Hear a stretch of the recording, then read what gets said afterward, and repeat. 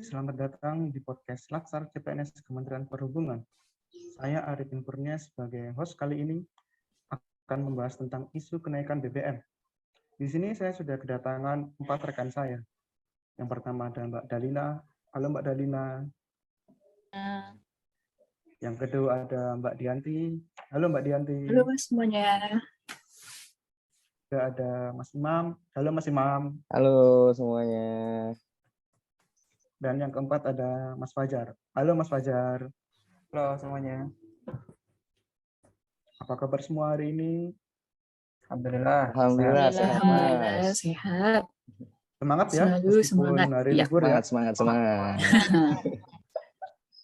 Ojo kendor. Gas. Yang akan kita bicarakan hari ini adalah isu tentang rencana kenaikan BBM. Menarik nih ya. Seperti yang kita tahu, jika harga BBM naik sedikit saja, maka semua kebutuhan pokok juga akan naik. Nah, untuk itu Mbak Dalina, saya mau tanya nih, isu BBM yang naik itu jenis apa saja sih? Dan dari mana isu tersebut beredar? Baiklah, Mas Arifin. Terima kasih Mas untuk kesempatannya. Mungkin ya, masyarakat sih masih banyak bertanya-tanya kapan sih BBM itu naik. Tapi kan BBM pada saat ini masih dalam pembahasan kenaikan harganya. BBM naik juga kan terjadi untuk salah satu mengurangi beban subsidi APBN terhadap BBM untuk masyarakat. Adapun jenis BBM yang bakal naik, yaitu kayak solar. Tapi solar sih untuk saat ini masih belum dibahas berapa akan naiknya. Untuk Pertalite dari harga Rp7.650 akan menjadi Rp10.000. Itu berita yang saya dengar dan saya ambil dari internet. Gimana Mas Arifin? Oh, jadi harga BBM yang naik itu jenis Pertalite dan solar ya, Mbak? Iya. Padahal dua jenis BBM itu yang paling banyak digunakan sekarang sama masyarakat. Iya benar Mas. Sampai menengah ya. Iya, sampai di Toba, kawasan Toba itu untuk solar tuh langka loh. Solar langka di daerah sana. Di sini Langka. Pertalite Mbak yang langka, Mbak. Untuk di daerah Toba kemarin aku dari Medan Kota ke Toba itu untuk solar setiap pom bensin tuh kosong. Wah, itu susah nih, harus nunggu ya berarti. Langka. Ada mahal. Sama nih, waktu itu di sini juga ini Pertalite langka. Jadi banyak yang mobil-mobil itu jadi parkir yang di pinggir jalan dekat SPBU, Mbak. Apalagi kan kayak solar ya. Solar kan banyak tuh kayak mobil-mobil gede kan yang gunain bahan bakar solar ya. Kayak Iya, truk. apalagi itu. Oh, benar. Itu sangat berpengaruh loh, kayak misalnya mobil pick up truk yang membawa subsidi makanan gitu kan, yang mau Logistik dikirim-kirim itu. gitu kan, logistik kayak gitu kan. Ya, Makanya apalagi sangat mau berpengaruh. dikirim ke daerah juga.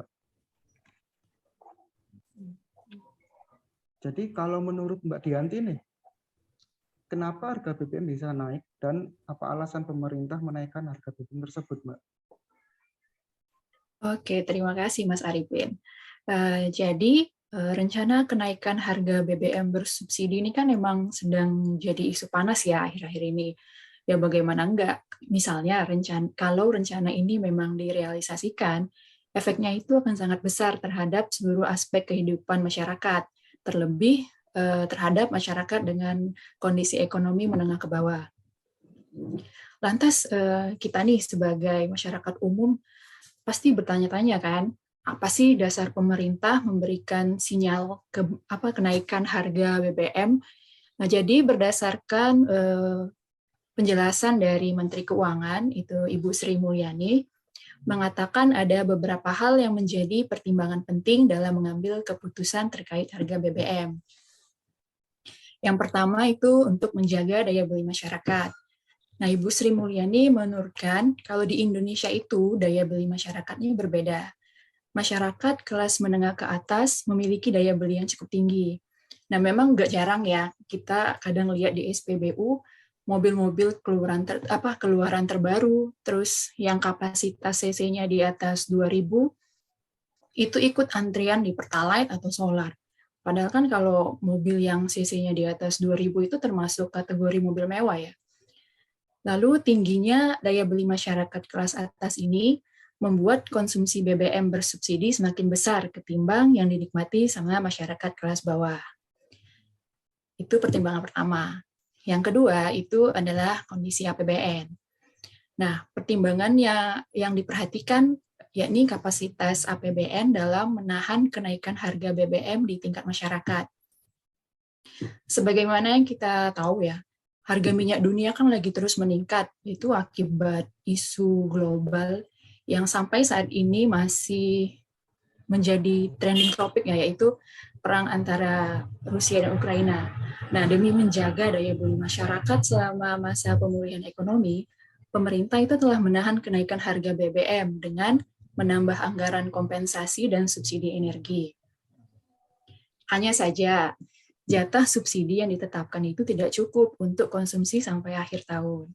Selain karena harga minyak dunia yang tinggi, konsumsi BBM juga mengalami peningkatan, terlebih semenjak negara kita berangsur pulih dari pandemi COVID ya. Nah, beban pemerintah ini pun akan semakin berat, karena kan mulai tahun depan itu harus menyiapkan anggaran untuk pemilu. Sehingga keputusan yang diambil harus melihat kondisi APBN tahun depan.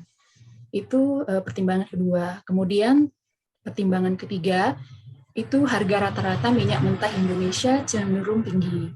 Jadi merujuk pernyataan dari perwakilan Pertamina Patraniaga, kenaikan harga ini disebabkan oleh harga rata-rata minyak mentah Indonesia atau Indonesia crude price itu masih tinggi. Jadi, ia mengakui bahwa harga minyak mentah seringkali bersifat fluktuatif, tetapi khususnya di Indonesia, saat ini harganya masih cenderung tinggi. Nah, jadi itu beberapa pertimbangan pemerintah sampai nanti diputuskan apakah harga BBM bersubsidi ini akan dinaikkan atau tidak. Seperti itu, Mas Arifin. Oh, menarik nih ya. Dari yang saya Iya. tangkap ini kan ada 3 ya. Iya, Mas. Daya beli masyarakat, yang pertama ya. Lalu yang kedua ini menjaga kondisi APBN. Yang ketiga adalah gara-gara perang Rusia Ukraina ini ya. Jadi Iya. minyak dunia itu naik. Ikut naik, benar, Mas. Jadi mau tidak mau ya kita beli di luar juga harganya juga tinggi. Benar sekali. Lalu untuk Mas Imam nih, saya mau tanya terkait alasan pemerintah menaikkan harga BBM tersebut. Apa dampak positif dan negatif untuk masyarakat dan negara, Mas? Oke, terima kasih Mas Arifin atas kesempatannya. Jadi seperti yang kita ketahui ya bahwa di setiap pemerintah itu menentukan sebuah kebijakan pasti ada yang pro dan ada juga yang kontra. Begitupun dengan dampak yang akan dirasakan oleh masyarakat. Pasti ada dampak negatif dan juga ada dampak positifnya. Nah, di sini saya sudah merangkum beberapa poin-poin yang mungkin akan menjadi dampak apabila isu kenaikan BBM ini terus bergulir atau bahkan benar-benar disahkan oleh pemerintah. Dampak negatifnya kurang lebih ada 4 hal. Yang pertama adalah terjadinya gejolak di masyarakat. Nah, ini berdasarkan data yang dilansir dari kompas.com bahwa konsumen BBM di Indonesia itu mayoritas adalah konsumen Pertalite. Jumlahnya mencapai 80%. Nah, jadi pengguna Pertalite ini kan juga mayoritas adalah yang ekonominya menengah ke bawah. Jadi apabila kenaikan BBM ini benar-benar direalisasikan, maka dampaknya akan langsung terasa, khususnya pada industri yang seperti ojol, kemudian ojek pangkalan, kemudian kurir, dan juga angkutan umum. Dan apabila ini langsung dirasakan dampaknya oleh mereka, maka khawatir akan terjadi gejolak seperti respon-respon berbentuk demonstrasi di berbagai wilayah, atau kemudian bentuk-bentuk protes di media sosial. Apalagi kan sekarang kita masih dalam masa transisi pemulihan ekonomi akibat COVID ya, dan juga global krisis dari Rusia dan Ukraina. Kemudian dampak negatif yang kedua adalah terjadinya inflasi. Ini sih sudah menjadi hal yang pasti ya, jika BBM naik maka kemungkinan inflasi juga akan mengalami kenaikan, khususnya di sektor pangan. Karena kan dalam operasionalnya seperti pengiriman bawang, pengiriman beras, pengiriman cabai itu masih menggunakan jalur darat dan menggunakan BBM. Dan mayoritas itu pasti menggunakan solar dan pertalite. Sehingga apabila ini mengalami kenaikan BBM-nya, otomatis harga jualnya juga akan mengalami peningkatan. Nah, harga jual ini yang mengalami peningkatan, maka akan membuat daya beli masyarakat di sektor lain mengalami penurunan, seperti misalnya belanja sekunder kayak beli spare part, beli furniture, atau belanja-belanja online, itu pasti akan berkurang karena lebih memprioritaskan ke yang primer ya, untuk kebutuhan pangan. Nah, ini akan memicu terjadi inflasi. Dan juga akan ada terjadi juga inflasi di sektor transportasi umum. Mungkin dari angkot, kemudian ojek online dan ojek pangkalan juga akan mengalami kenaikan tarif. Lalu dampak negatif yang ketiga adalah terjadinya PHK. Nah, kalau udah terjadi inflasi seperti itu, lalu harga operasional meningkat, otomatis perusahaan-perusahaan akan berpikir gimana caranya untuk menghemat pengeluarannya. Dan salah satu opsi untuk menghemat adalah dengan mengurangi karyawan.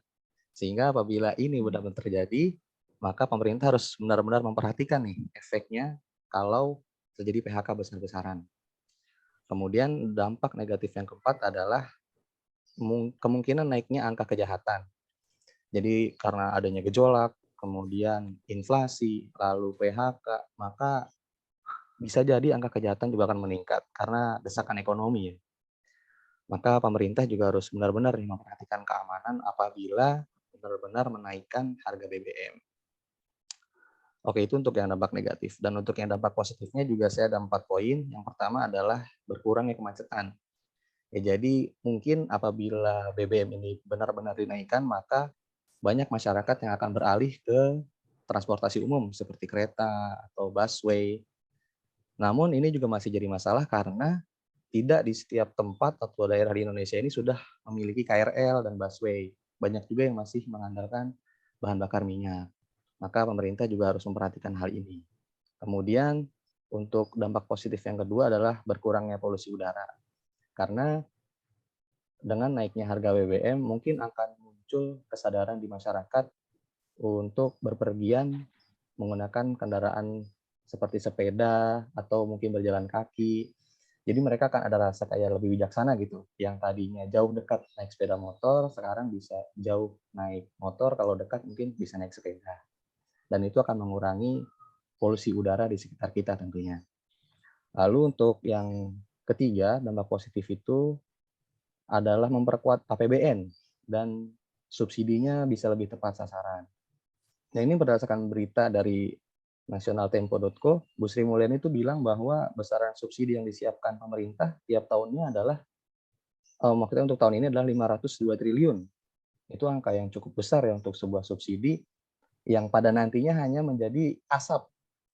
Nah, ini harus semoga kalau misalnya benar-benar subsidinya dikurangi, kemudian harganya naik, ini bisa dialihkan ke sektor lain seperti pembangunan sekolah, atau pembangunan jalan, atau pemerataan fasilitas internet di seluruh Indonesia. Dan untuk dampak positif yang terakhir adalah memicu adanya inovasi transportasi. Jadi sekarang ini kan udah banyak kita lihat kampanye-kampanye terkait kendaraan listrik. Bahkan kemarin Pak Menteri Perhubungan juga sempat touring tuh naik mobil listrik ke Sumatera rame-rame. Nah, ini merupakan salah satu inovasi. Namun memang masalahnya kendaraan listrik ini masih mahal. Nah, semoga dengan adanya keresahan publik seperti ini akan memicu produsen untuk membuat sebuah kendaraan listrik yang ekonomis gitu, harganya murah sehingga masyarakat menengah ke bawah juga bisa memiliki kendaraan tersebut. Nah, dan juga salah satu PR pemerintahnya adalah untuk menyediakan pengisian baterai itu harus diperbanyak supaya ekosistemnya bisa terbentuk. Gitu. Mungkin itu aja kalau dampak positif dan negatif yang mungkin akan dirasakan oleh masyarakat Indonesia, Mas Arifin.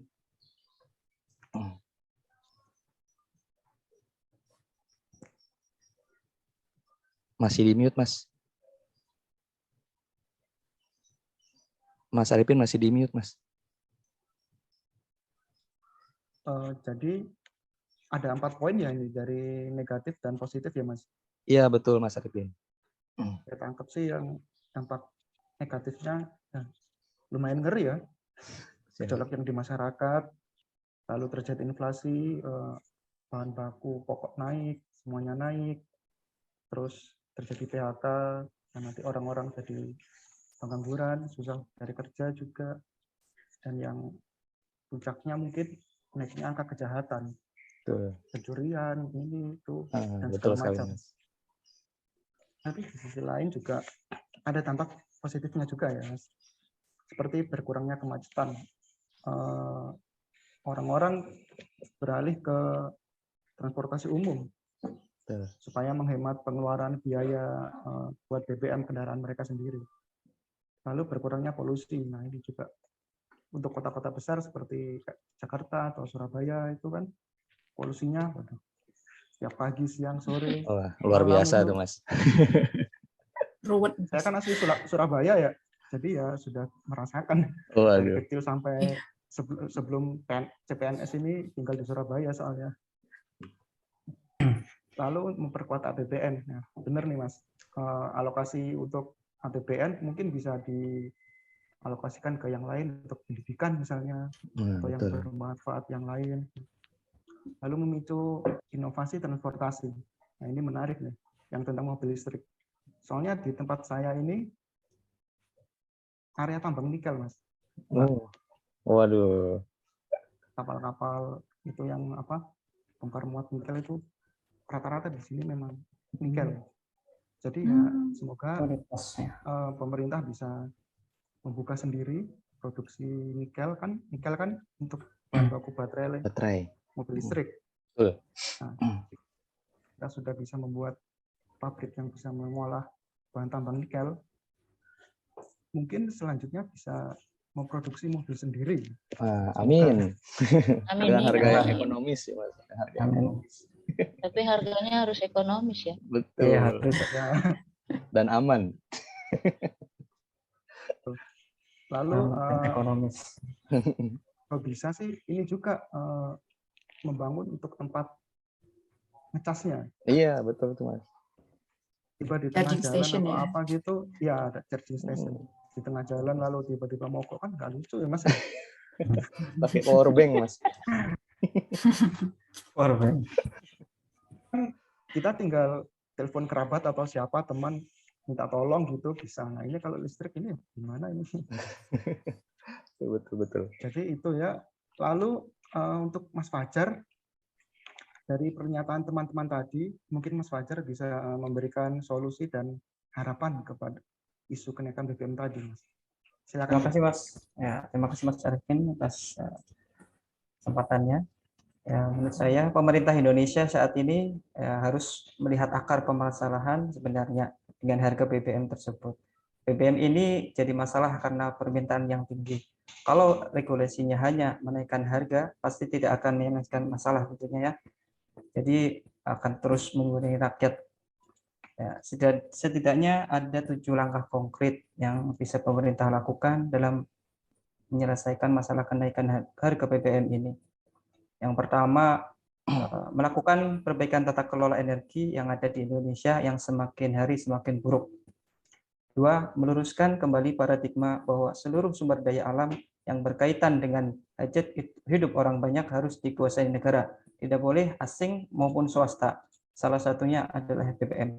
Yang ketiga, mengubah semua undang-undang yang tidak sejalan dengan poin 2 tadi. Yang keempat, menurunkan ongkos produksi BBM dengan memaksimalkan fungsi Pertamina untuk memproduksi BBM serta memutus mata rantai pembelian BBM melalui pasar sekunder. Yang kelima, perlu menyediakan transportasi umum berdasarkan data statistik yang banyak menggunakan BBM adalah kendaraan bermotor. Ini dilakukan karena minimnya publik transport di Indonesia. Yang keenam, meninjau ulang konsep subsidi, misalkan dalam bentuk yang lebih mendidik, itu bantuan orang tua setiap bulan, atau berikutnya bantuan melahirkan, bantuan sekolah, bantuan berobat. Ya, ini untuk masyarakat miskin bisa dibebaskan dari pajak tentunya, sehingga bantuan-bantuan tersebut benar-benar membantu di kehidupan masyarakat banyak. Yang ketujuh, Yang terakhir adalah memiskinkan para koruptor tanpa pandang bulu, sehingga dana negara bisa teralirkan ke negara lagi, dan dijadikan pendapatan negara yang selanjutnya digunakan untuk kepentingan dan kesejahteraan seluruh rakyat Indonesia. Mungkin dengan langkah-langkah tersebut akan menjadikan kenaikan BBM bukanlah solusi yang terbaik dan satu-satunya solusi. Harapan seluruh rakyat Indonesia pada pemerintah adalah keterbukaan terhadap permasalahan yang dihadapi bangsa Indonesia, sehingga dengan keterbukaan tersebut rakyat Indonesia akan sama-sama berusaha serta bersinergi membangun Indonesia yang lebih baik. Demikian Mas Arifin, mungkin solusi dan harapan dari saya mengenai isu kenaikan harga BBM. Semoga pemerintah Indonesia akan bisa mencari jalan keluar yang paling baik tentunya. Amin.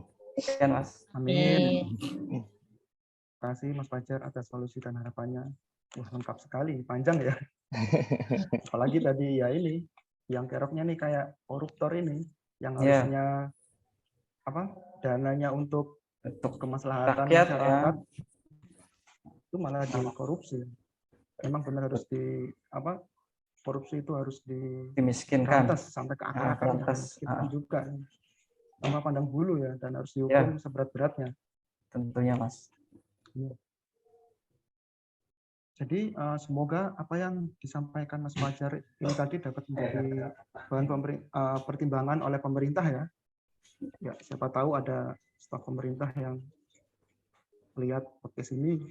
Siapa tahu. Iya. Siapa tahu Pak Erick Thohir melihat ya Mas.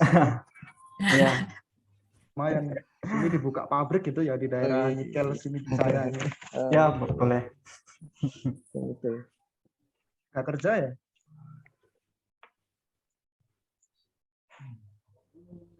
Jadi kesimpulan yang saya dapat dari podcast ini ya, pertama BBM yang naik adalah BBM Pertalite dari harga 7.650 menjadi 10.000 dan solar, tapi yang solar ini masih belum ada info ya, masih rencana. Lalu alasan pemerintah itu menaikkan adalah untuk menjaga daya beli masyarakat supaya tidak konsumtif dan tidak boros memakai BBM, lalu menjaga APBN negara, dan yang terakhir ini harga minyak dunia yang naik. Jadi ya mau tidak mau naik juga. Ya, rekan-rekan, terima kasih atas partisipasinya di podcast kali ini. Semoga podcast kali ini dapat bermanfaat bagi kita semua. Sekian dan terima kasih. Terima kasih Mas Terima kasih, Mas Arifin. Terima kasih semuanya. Terima kasih semuanya. Terima kasih.